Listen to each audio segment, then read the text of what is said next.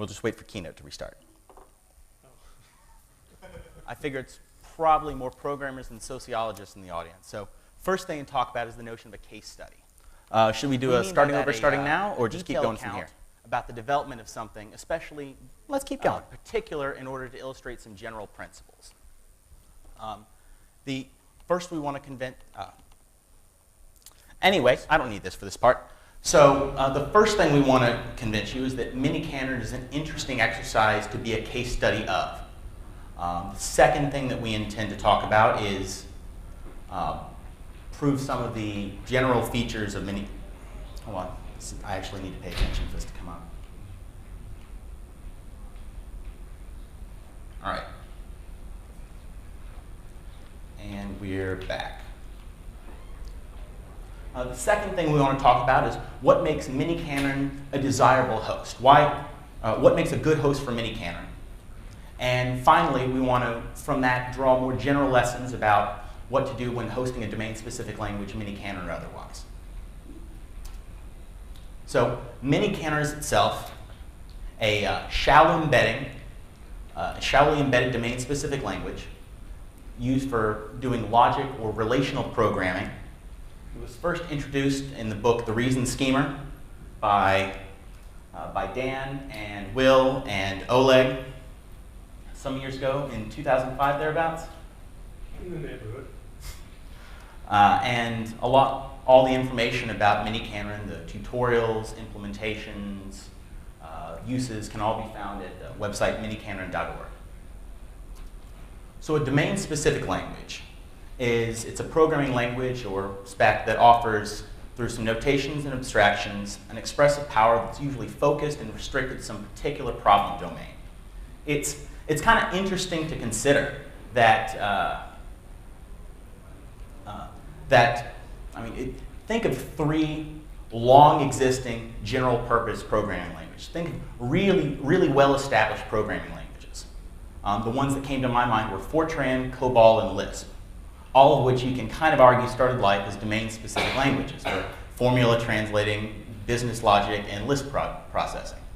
So the lines get kind of blurred. There's a couple places where lines are going to get blurred between how specific does our domain have to be. These are obviously movable categories, and we'll also be discussing some other gradients as we go. But these aren't unlike a lot of the things we talk about in programming language. Fixed categories, yes or no, right or wrong. Some of this is going to be inevitably a judgment call. But places where there's room to give different decisions, different choices you can make, that's sort of on the artistry side rather than the science side of what we do. And that's not a bad place to be all the time. So, as an embedded domain-specific language, that means it's embedded in a host, and as a result, the language inherits some of the infrastructure, some of the framework from the host. That's the point of having an embedded domain-specific language, is that you don't have to develop the whole thing from scratch. You can sit on top of the shoulders of whatever your favorite language happens to be. Just incidentally, the term domain-specific embedded languages was first coined by Paul Hudak in 1997. So an example of some miniKanren is the relation appendo. Dan, I think this is you and Will's usual go-to, this is where we start. your factorial. Yeah, this is our factorial. The O on the end stands for, what was the? Well, kind of like the output variable, except in logic programming, you never have an output variable. I've also heard, I think, that the O is the top of a question mark. That's on the names. Okay. So in Scheme, for example, you have predicates, and when you write a predicate, which is going to return true or false, you always have a question mark at the end. Well, we wanted to have some way of distinguishing relations from regular functions, so we stuck a little O degree symbol at the end, and then it had this strange name, strange sounding name like appendo. Last night it was sort of caught on as a fun thing to do, but of course it's totally irrelevant. Last night it was, oh my goodness, there's an extra argument to my function. That's what it was last night, yes. So this is, you know the append function. This is its cousin, the append relation. We're describing what it means for three things to have the append relationship. So there's two ways it can hold. One, if the first element is empty, then the second and third things are the same. Otherwise, posit the existence of two more variables and say that the first element is the composition of a head and some rest. Then, if a pin holds for the recursion, then the result of the recursion plus the head on the front is something else that inhabits the append relation. And even if you're not a miniKanren expert, don't see how this code, what this code means. You can understand the run at the bottom. We're using a pin like you would your regular old append function. If I give the list BCD and the list EF and say what happens when I append those two together, I get back out BCDEF. miniKanren always returns a list of answers. Right. So there's one answer you get back out. BCD and EF yields BCDEF. And Racket always returns the quoted list of the answers. So the point is, you can, if you're new to miniKanren, I just want to write functions like I've been doing as a plain old functional programmer. I love it. You can do that, but by taking your append function and turning it into a relation, you get superpowers. And you don't have to just use appendo like you would append. You could fill in all or partial answers for any of those three positions, L, S, and O, and miniKanren will do its best to give you answers to establish the rest of them. That's the power of relational programming. Yes? So you ask just for the Q, right? Correct. Q for query. Thank you. Yes, Q for query. So why miniKanren as a case? Well, it does have some practical commercial uses. It's been used for in industry for doing malware detection, for processing database queries, for web testing. And the fact that there are companies out there using miniKanren in production is cool and neat. But that's not the kind of stuff that gets Dan and Will and I all excited. Mostly it's the kind of PL awesomeness stuff that we can do with it. We've implemented, or miniKanren researchers have implemented exponentiation algorithms that double as logarithm algorithms. Dan, I think you said that the OLEG one for multiplication is really a backwards running long division. That's correct. And it takes someone like a Ken Sean to say to you, after studying it for a month, say, oh, that's just long division, backwards. And then once you know that, it's easy. So if you're ever reading the book, remember that. So we've got, likewise, in a similar sense that a pin works in multiple directions. You can write a type checker that works as a type inferencer or a type adder, a combinatory logic reducer that actually also performs combinator synthesis. And we'll figure this one out. Yeah. Go ahead. And language interpreters that also double as fuzzers or Quine generators. And again, they'll figure this one out. And at the speed of light.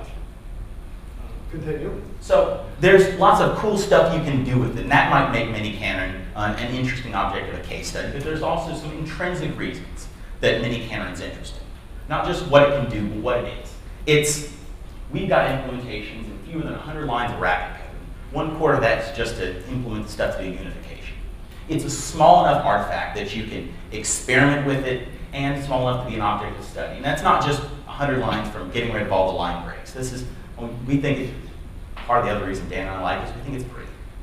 Well, it's not only getting rid of line breaks, but you know, when you write papers, you get 2 columns. We only get 1 column for the code. And that's the line count. It's So really quite a difference.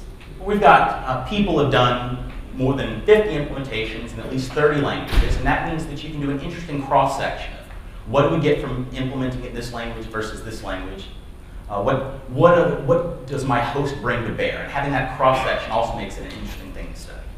And thirdly, that notion where miniKanren programs are derived from, we actually haven't showed this to you yet, where programs in miniKanren are derived from programs in the host language. We start with a racket program and then transform that into a miniKanren program. And a result that you can superpowers. But not many domain-specific languages I can think of have this kind of development model. And that too makes it sort of interesting. So let's do some code right quick, Dan. I think that's time. All right, so Is that the whole implementation? you want me, which one's the racket? This is reverse. Okay. So here's our append relation appendo relation we looked at beforehand. We want to do the definition of reverse right here. Yeah, we want to do a similar thing for reverse, and that might be kind of tough to see. But if you've ever written one reverse, you've written them all, so to speak. All right, so, all right, well then we can show this one off. Functional programmers have written reverse. This one's a slightly more sophisticated notion of reverse, but it's doing the same thing. We just happen to, and this is the model we use for writing miniKanren programs now. We translate it into a still perfectly nothing out of the ordinary functional program. It happens to look suspiciously like something that might turn into miniKanren, but so far as I know, when I run it or use it, it looks just like any other reverse program. What does it mean? The reverse of list is, if the list is equal to the empty list, then the answer is the empty list. Otherwise, we can decompose it into two pieces, reverse the back half, and then append the answer onto a list containing the first element. So, define relation. First thing we do, and the most important aspect, add the O on the end. Must always add the O. Con becomes con D. How do I say that two things are equal in miniKanren? That's the unification algorithm.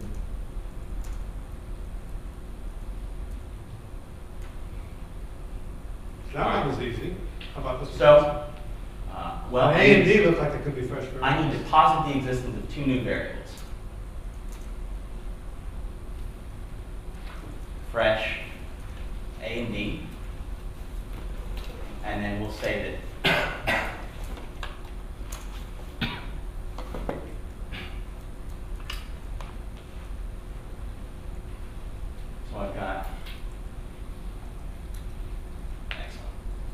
so I've got A and D fresh in this one. Now we need to posit the existence of one more variable, fresh R. Mm-hmm. Don't worry, I'll tell you if you make a mistake. Just like Tuesday and Thursdays. Yes. So, Don't forget the O in reverse. so reverso D to R. What does it mean? When we used to say that R is the reverse of D, now we say that they inhabit this relationship. And finally, we can use our good old append relationship to finish the job off.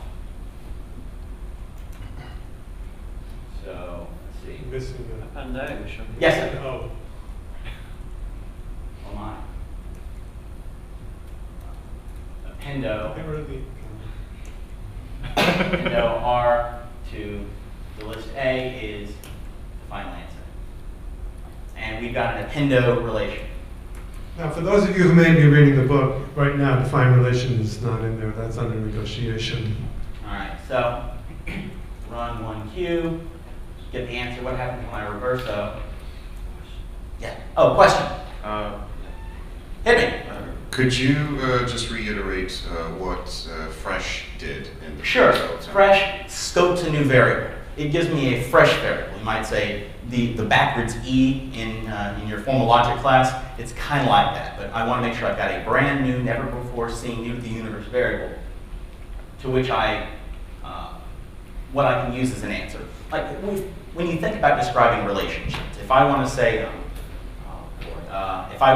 Portugal is 2 countries away from France, I might posit the existence of a Spain and say that they both bear the one country away relationship to describe it. So often when describing these relations, we have to posit incidental variables, and that's given to me.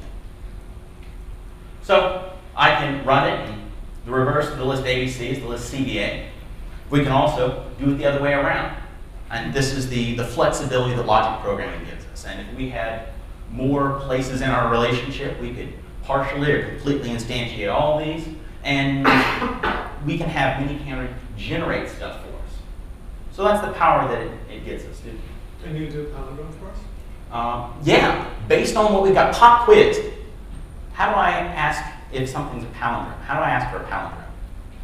Give it the same argument twice. Yeah, give it the same argument twice. So run 1, You're no longer Q. allowed to take C311. reverso QQ. Give me a palindrome. All right, the empty list is a palindrome. How about give me 10 of them? All right. I could have asked for, give me elements that inhabit the append relation too, and miniKanren would spit them out for me. I could give it an answer list and say, miniKanren, give me all the ways that the first two elements can append together to give me the third one, and it'll spit it out just as quick as this. These are not actually. Oh yeah. What are those? What is that underscore dot? What is that? Yeah, what is that? These have to be the same. These have to be the same, and this one, of course, will be. So they're arbitrary miniKanren terms where the number indicates which ones have to be the same. So if the last ones are the same, the second to last, the outside ones, the second outside ones the same, etc., then we've got something that's an honest goodness bona fide palindrome. Cool. We have no idea what this is. We just know it's everything. All right. So how about which one has the O on the end of it? Which one has the O on the end of it? Val Expo? Val Yeah. Oh, Is that Val Expo. Oh, which file? Yes. This one, yes. All right, yeah, good. It's a little tough to see from here. All right, so Dan and I promised, and well, we could go show it off right quick if you want, or we could just run it. So the same power that we use to turn a reverse function into a reverso relation, we could take an interpreter for a programming language, the kind of thing that Dan has students write on the third week of class in his undergraduate course, and sprinkle a little miniKanren at it, and you get a relation between an input and output. So let's see, run 1Q, eval expo, a program, let's see, left lambda x of cat with what yields what output. Cool. When I call the identity function on cat, I get cat back. That's good. Remember, the friends are to be ignored. Never friends. But how about if I ask for some Q that yields me cat as an answer? Well, okay, quote cat. Only one answer. If I evaluate cat, I get cat back. That's good. That's good. If I ask for 10. But now it gets more interesting. And you'll notice some weird things up there. Because this miniKanren is much more powerful than, say, microKanren. What's that? Well, microKanren will come up. And the things like this say, well, those guys better be symbols, this guy... So we've added some additional constraints on top. But the 100-line little implementation that Dan and I built, we have a core relational language, it's what's smaller than miniKanren, it's microKanren. And we sprinkle little syntactic macros on top of that, and you get a perfectly serviceable functional logic programming language. We add some constraints, and the constraint printing framework adds a little additional complexity, but it's still perfectly understandable. What I want to Why show did you is- bring this up? Oh, because if I run it, it's generating for me programs that when I run them evaluate to the answer I wanted. I can generate test data for whatever programs I wanted. That's kind of neat. Well, what can you do with it? I don't know yet. What can I do with it? I don't know. I can't think of anything. It doesn't seem like it could be useful for anything. It's a parlor trick. It's a pure toy. What could I do with it? I don't know. Throw a Q in there. Thank you. Yeah. Yeah. All right. So I'm asking miniKanren, given the eval expo relationship, to give me something where the program evaluates to the same thing as the source. Does anybody know what that is? It's a quine. Right. And there they are. That was 10 of them, you'll notice. And we're not even going to bother to prove it to you because there are so many videos on miniKanren.org that you can watch it and see it. So let's move on. But there's interesting stuff to be done. All right, so, well. And so closes the interactive portion of our. Well, let's. I did want to go. I mean, I guess we could look at it if we wanted to. What are we relying on here? Oh. So this is our implementation. We're relying on the ability to take functions as arguments and return functions as values. The equal we saw, it takes 2 arguments and then returns a function waiting for a third one. So higher functions, closures, you got to have those. all over the place, we use cons as our primitive data structure. We take two cells, stick them together, and return another cell. Now this list and this quasi-quote comma syntax, that's just all pretty sugar to make the presentation more legible. But really, it's all cons under the hood. So higher order functions, cons cells. There's, honest to goodness, one macro sitting here in the implementation. And is it an important macro, Jason? Yes. How important? Critical. Yeah, really critical. And there it is. No, that's not it. There it is. Yeah, so this is how we define relation. Guess what it does? It helps us define relations. And I don't want to get into the details of what it's doing, but we absolutely need some way that gives the ability to define relations, do recursion. Without that, miniKanren doesn't get it. So mention what's going on with the G, Jason. It's an expression. Okay. That's the important part. Right. And you don't want to do it now. Yes. All right, we want to delay it, and we're introducing variables in lexical scope, so we need to make sure we don't do any unnecessary capture. That's an important thing. And we also rely heavily on the garbage collector. miniKanren, we don't do any of the sorts of things that a lot of languages would have to do for actual explicit backtracking and unsetting things. We rely on the garbage collector to do that for us as pious functional programmers. So, but we're done with this, right? all right, so to go through the list again. Closures, hygienic macros, S expressions, and garbage collection. You're just listing the features of scheme, guys. Or racket. Or racket, sure. This could be racket as Haskell well. has some of that, so you can think of it also Haskell. And so we might have closed this with, if you want to implement a miniKanren, just use racket or scheme. And that would be that wouldn't be much fun. Partly it's not even true because we can get by without a lot of those features. We don't necessarily need closures. How's that possible? Well, there's an old story. I'll tell you the abbreviated version. But Norman Adams wrote the paper that objects are poor man's closures. If you're using, you can use objects to just stick an apply method on there, and you can use them like close over lexical scope like you would. And that gets you through some stuff. But Christian Queniak, in his Lisp in Small Pieces, points out that closures could also be seen as a poor man's objects. Closures are an impoverished version of object, because you only get one method that you get to do with them. And there's some play back and forth. Point being, Anton Van Straten wrote it up as a cool little Zen koan you can find on the web. If you start off thinking one way, objects are a poor man's closures. And then if you think about it really hard, closures are a poor man's objects, and thus Anton reaches enlightenment. So we don't need closures. If you've got an object system, that will be good enough. Somebody's implemented a miniKanren in Java, where they, rather than using functions, they build them as a class and attach methods to it. Lots of people actually took this approach. What do you mean lots of people? On the website miniKanren.org, we've got listed all the implementations up there. And so if you've got whatever your favorite language is, odds are there's a miniKanren for you already out there. If not, we want to try and convince you to go build your own, give it to us, we can stick it up there. So we don't really need closures. Hygienic macros, though. We don't really need those either. Hygiene prevents captures during variable capture during macro expansion. What if you don't have macros? And it was, well, I'm not there yet. Oh, okay. It was originated in Scheme, but Dan, you want want to to? get through that fast. So, Nothing much to say about it. nothing much to say about it, just a dissertation work. That's right. But, Really cool piece of work. so it was invented in the 80s, which is 10 years later than all the rest of computer science.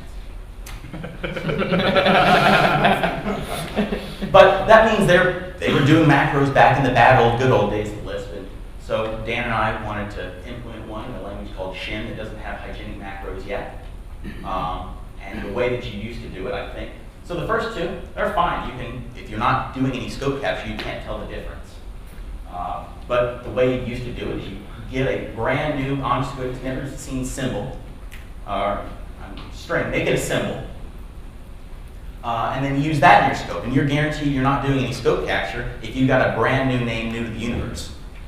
And so you don't really need hygienic macros. You can use a non-hygienic macro facility. Or if you don't have macros at all, you can get by explicitly adding delays in places. It's not so clean to the code, but you can get by doing the thing, dropping delays that are required for miniKanren to work. And you can read this in a couple of Dan and I's papers.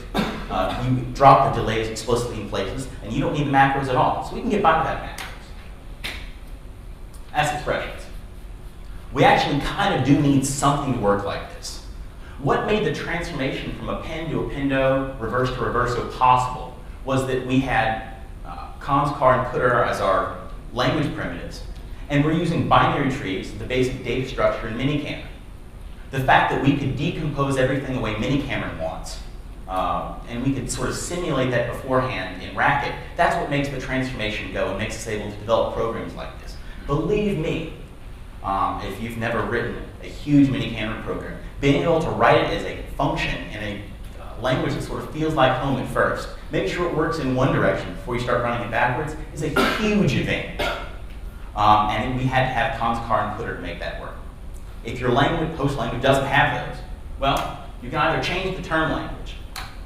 And somebody wrote an OCaml implementation where this isn't perhaps the only example, but adding lists as basic elements over which to do unification. You could change the term language to support whatever term structure you've already got, and that's an option. And adding lists is cool, but why not an array language? As far as I know, we don't have APL-Kanren yet, or J or K-Kanren. How cool would it be if you had arrays as a transparent data structure over which to do unification? How is that plum still sitting there? But if you don't have that, the other thing you can do is implement cons, etc. If they're not already in your host. And a lot of people did this. Justin, like a Ruby implementation, went ahead and just, first thing we need is cons with car and cdr methods on it. So we'll go ahead and add that framework. And then, sitting on top of Ruby plus my new con structure implementation, now we're ready to go. And so that, just adding a little bit of infrastructure, you can make it go. How about garbage collection? We could say the same thing. We could say, someone could say, one might suggest, oh, well, after I get done implementing cons, car, and cdr, I'll just build a runtime system. That doesn't seem like the right decision. Once you do that, you're not sitting, what platform are you sitting on anymore? And this reminded us both of Greenspun's 10th law, which is, any sufficiently complicated C or Fortran program contains an ad hoc, informally specified, bug-ridden, slow implementation of half of Common Lisp. By the time you're sitting on top the infrastructure it took to get there running, it seems like you've almost implemented the host language you wanted in the first place. There's room to do some infrastructure development, but if you go too far, then you've made a mistake. There have been lots of miniKanren implementations. Whoa. That's a lot. That's a lot of them. You'll notice one that we wanted to highlight here. The little microKanren that we talked about, 40, 50 lines thereabouts, we implemented in miniKanren. Dan and I got a hankering, and I apologize to you in public, Dan, for suggesting this. Dan was nice enough to go along. So it can be done, sort of. In miniKanren, we don't have real arithmetic like you normally do. It's all done with bitwise binary multiplication. We can thank Oleg Kiselyov for that. So anytime you want to use numbers as separating them from lists otherwise, you got to tag it. And so you have to check for those tags anytime you're doing anything. It's painful. We can't rely on miniKanren to provide lexical scope. So we had to write an interpreter. To make the implementation tractable, we limited each program to one single recursive relation, and you had to use tags to dispatch them where you wanted to go the next loop around. It worked, but programs were pretty verbose, and we have to thank ACL too. Yes. You can go on miniKanren.org and check it out, and I don't even want to show you what it looks like to do appendo. We still kind of love it, but only a parent could still love it after this. Clearly it's made a mistake. So programs are pretty verbose and it doesn't have great divergence behavior. So sometimes it's just not a hospitable host. So just because you can do it doesn't mean you should. And that's probably the most important takeaway for a host language. That you can get it done. Maybe you should consider a higher bar for that. There other people have given some other bits of advice. Some of it we just got off Twitter. Others we solicited for how to implement your miniKanren. And they said that, so be aware that conn cells aren't the same as lists. We rely heavily on, in our implementation, using improper lists. Lists with maybe what looks like lists until you get to the very last cell and it's got something in there. It doesn't end in an empty list necessarily. So you're going to have to be aware to emulate that or code around it. If you're in a language without macros, those delays we were talking about, you'll have to add those explicitly. We've got examples of how to do that off on miniKanren.org. For the rest of the macros, people noticed, and Dan showed me a technique he pioneered decades ago, I think. Just maybe it's one of those list tricks of the trade. Somebody asked me a question, I gave them it off the hand. Right, so you can use list of goals to avoid using the macros. You can use numbers to help you know how many variables you want to freshen. If I'm using closures to build variables, then I don't know the arity off the top of my head, and you have to pass the argument along, but you can get something that's good enough to run. The search, the microKanren and miniKanren both come with a complete search. It's sort of tricky to look at, so other people suggested visualizing it, drawing it out on paper, and seeing how it's getting the answers it's getting. That's one way to test it. Other people wanted a bigger test suite. If you're running low on test examples, go to miniKanren.org and grab one of Will's big giant test suites. But there's room for more. And why aren't there more? And this is the part where we implore you to go build your own microKanren. I think there ought to be an array-based miniKanren that we were talking about. There ought to be a tree-based one from, I don't know, Rafal or something. The settle language, the set-based language. I think it would be cool to see what it looks like having a miniKanren based on that. I think it'd be cool to have a logKanren. Why can't I has logKanren already? Buttle, you have a logKanren, but I don't think it's in log code, is it? It's not. All right, so we need a logKanren. Right? The list we had before, we had about 30 or so. We're a few letters away from having a miniKanren in every language. In every letter of the alphabet. Every letter of the alphabet. If anyone that wants to get on APL, Bertrand, Idris, K, Oz, TypeScript, Unicode, VBA, Wolfram, and Zero, we'll be getting pretty close here. So, what can we say more broadly about domain-specific languages? It's when you're building your DSL, consider the evaluation. One of the things that we noticed is that we never reuse the streams that we build for our implementation. And since we never reuse them, if we were relying specifically on a call-by-need language, we'd be using a lot of unnecessary memoization. Consider the evaluation model of your host when building. Having similar data structures helps that program transformation. If you don't already have those similar data structures, go ahead. You may have to implement them or consider changing what your language design is, but make sure those mesh up. You want to also limit infrastructure development. There's a happy medium. If you're doing 3 weeks worth of infrastructure development for what's supposed to be a little one-off language, you should reconsider. But on the other hand, I think if your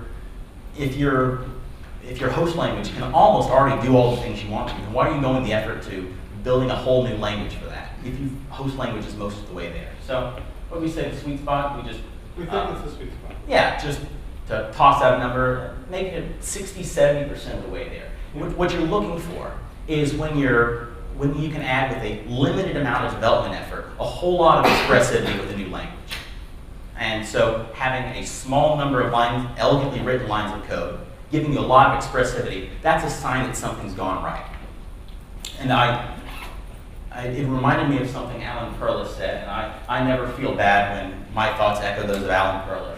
It was that a programming language is low level when the programs require attention to the irrelevant. If I'm having to implement a whole lot of infrastructure to get to writing the language that I wanted to write, you shouldn't get there from here. You need to go somewhere else to start.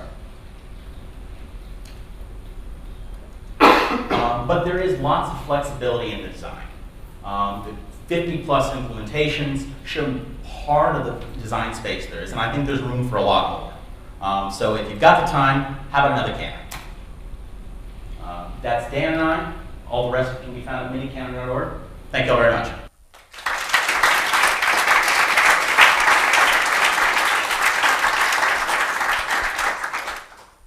Is there a type level miniKanren? A type level miniKanren? I don't believe so. What are you doing this afternoon? Well, ML. No, a type level miniKanren. Oh, Yeah. Once you get it going in Idris, then you'll kind of. Good answer. So in the previous incarnations of this of miniKanren, you're able to define relations just as normal racket functions. yes. So what exactly are you doing now with your define relation macro that's different than just a function? There were a lot of delays. Okay. And now there are one per definition. And of course, if it's recursive, it'll get another one, but there's only one. And furthermore, if you happen to have mutually recursive definitions, then you can still get by with one. So it changes the perception of how complicated things are. Now I'll tell a little story, which is when we were sort of sometime after the book came out, we were starting to think harder and harder about this completeness problem, and we had an approximation. And what we would try to do is, we'll stick a delay here, we'll stick a delay here, and little by little we got closer and closer, but it was an absolute chaotic structure that we were working from. We didn't know what was happening at all. Where with microKanren, we now know exactly what's happening. We make a small change to a pen, we make a small change to a pen map, and it's done. And it's not us thinking about it anymore. There's a reason for each one of those delays now, and it's at a spot that's great to begin doing some static analysis, which I know is close to your heart. So it's a good starting place for doing that sort of stuff. Thank you all very much. Thanks.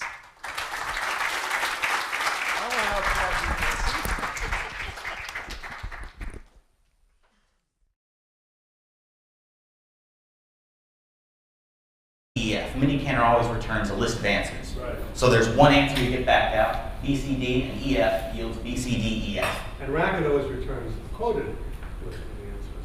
So the point is, you can, if you're new to miniKanren, I just want to write functions like I've been doing as a plain old functional programmer, I love it, you can do that. But by taking your pin function and turning it into a relation, you get superpowers. And you don't have to just use appendo like you would a pin. You could fill in all or partial answers for any of those three positions, L, S, and O, and miniKanren will do its best to give you answers to establish the rest of it. That's the power of relational programming. Yes, sir? So you ask just for the Q, right? Correct. Q for query. Thank you. Yes, Q for query. So why miniKanren as a case? Well, it does have some practical commercial uses. It's been used for in industry for doing malware detection, for processing database queries, for web testing. And the fact that there are companies out there using miniKanren in production is cool and neat. But that's not the kind of stuff that gets Dan and Will and I all excited. Mostly it's the kind of PL awesomeness stuff that we can do with it. We've implemented fixed categories, yes or no, right or wrong. Some of this is going to be inevitably a judgment call. But places where there's room to give different decisions, different choices you can make, that's sort of on the artistry side rather than the science side of what we do. And that's not a bad place to be all the time. So, as an embedded domain-specific language, that means it's embedded in a host, and as a result, the language inherits some of the infrastructure, some of the framework from the host. That's the point of having an embedded domain-specific language, is that you don't have to develop the whole thing from scratch. You can sit on top of the shoulders of whatever your favorite language happens to be.